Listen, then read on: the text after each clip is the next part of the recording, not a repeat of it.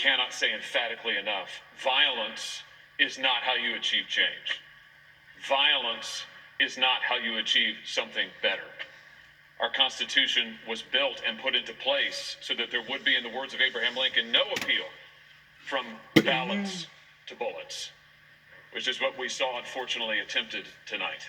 There is no place for that in the United States of America. And that's why I submit to my colleagues that what we're doing here tonight is actually very important.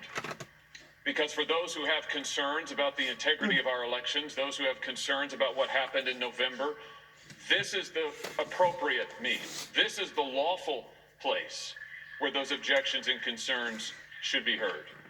This is the forum that the law provides for. Our laws provide for those concerns to be registered, not through violence, not by appealing from ballots to bullets, but here in this lawful process. And so to those who say that this is just a formality today, an antique ceremony that we've engaged in for a couple of hundred years, I can't say that I agree.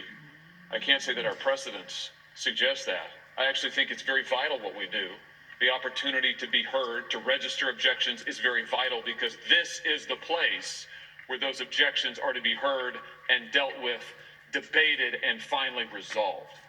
In this lawful means, peacefully, without violence, without attacks, without bullets. And so, Mr. President, let me just say now briefly, in lieu of speaking about it later, a word about Pennsylvania, which is a state that I have been focused on, objected to, as an example of why people are concerned, millions of Americans concerned about our election integrity.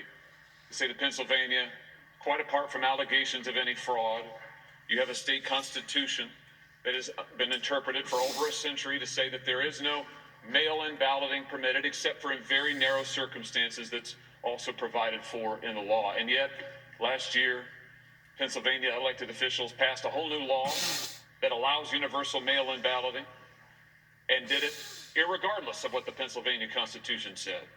And then when Pennsylvania citizens tried to go and be heard on this subject before the Pennsylvania Supreme Court, they were dismissed on grounds of procedure, timeliness, in violation of that Supreme Court's own precedent. So the merits of the case have never been heard. The constitutionality of the statute actually has never been defended. I'm not aware of any court that has passed on its constitutionality. Actually, I'm not aware of anybody who's defended the constitutionality.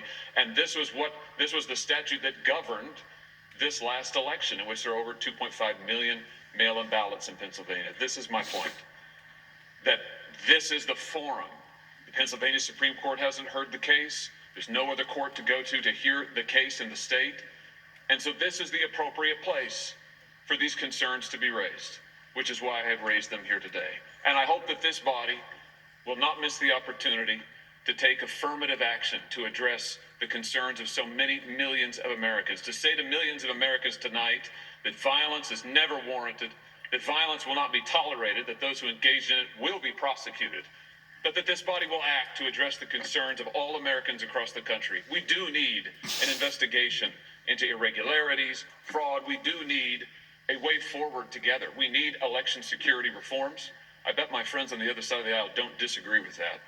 We need to find a way to move forward on that together so that the American people from both parties, all walks of life, can have confidence in their elections, and that we can arrange ourselves under the rule of law that we share together. Thank you, Mr. President. I yield the floor.